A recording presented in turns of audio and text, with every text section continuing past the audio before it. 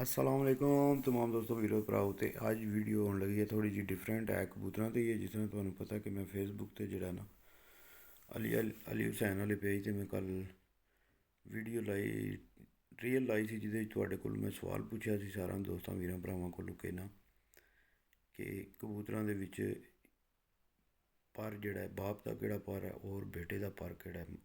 तो उहदे विच बहुत सारे दोस्तों ने कमेंट किए कि जड़ा कईयां ने ए का ऑप्शन लिखा, कईयां ने बी का ऑप्शन लिखा। वो भी अगे मैं थोड़े नाल वीडियो अटैच कर सकना, मगर ये पहला जी मैं वीडियो अटैच करना ना पाया ये थोड़े नाल मैं इस वजह तो अटैच करना पाया कि ये जितने भी ग्रुप ने ना फेसबुक से जिन्हों मैं अपनी रीयल शेयर करना, ये चेक करो इन्हों ते कितने कितने जड़े ने ना वो अगे वीडियो जड़ियाँ ने वो पईयां ने अगे जड़ियाँ हाले तक ग्रुप विच नहीं लगियां। मतलब तो मैं अपनी तरफों रीयल जी सी वो रोज़ जिस तरह अपने टाइम तो बना के शेयर करना वो शेयर कर दी सी। मगर जड़ा है पता नहीं कि वजह किस वजह तो जड़ा है ना कोई ऑप्शन आंदा पाया, किसी ने फेसबुक का जड़ा पेज है वो हैक किया है या कोई समझ नहीं आती भी किस वजह तो होंदा पाया। तो इस गल्ले जड़ा है तुसी वीर भरा कोशिश करके जड़ा है ना अली हुसैन वाला जड़ा पेज है उन्होंने जितना ज़्यादा हो सकता है तुसी उन्होंने फॉलो करो ताकि जड़ियाँ असीं उत्थे गल्लां बातां या तुहाडे नाल जेह्ड़ा कबूतरां दे पॉइंट ते या इन्फॉर्मेशन ते गल्लबात होंदी है ताकि सानू किसी ग्रुप में जाके ना लाने की जरूरत ना पवे। तो इतने कू दे विच फॉलोवर हो जान साडे फेसबुक दे कि सानू किसी होर दे ग्रुप की जरूरत ना पवे जिदे शेयर करनी पवे। नहीं तो जे अगर ये मसला आया तो फिर ऐटोमैटिक सानू पेज नवां बनाना पैना।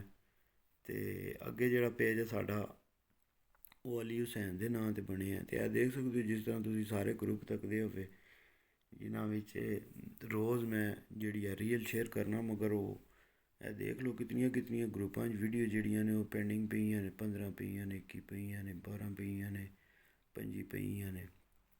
इस तरह वो फिर जड़ा ना वो ग्रुप वाले जिस टाइम लगता पता नहीं फिर उस टाइम वो वीडियोस अगे शेयर करते हैं। या मैं तो हूँ कई ग्रुपों से जाके चैक किया तो उहदे च मैनू एडमिनिस्ट्रेशन करनी पैंदी है वीडियो की, तो फिर जाके तो अगे शेयर करनी पैंदी है ग्रुप तकने वास्ते। तो क्या हो सकता है बंदा हूँ क्या कर सकता है।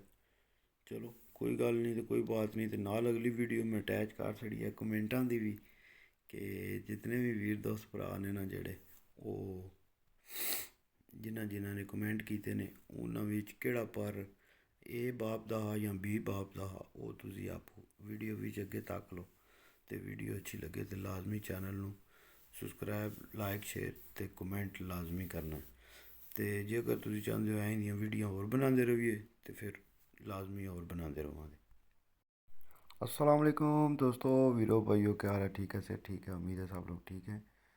ये देख सकते हैं जिस तरह कल आपसे मैंने सवाल किया था कि कौन सा पर बाप का है और कौन सा बेटे का है, तो ये देख सकते हैं दोस्तों ने जो कमेंट किए हुए हैं। मैं साथ कोशिश करता हूँ नाम पढ़ने की भी इनकी।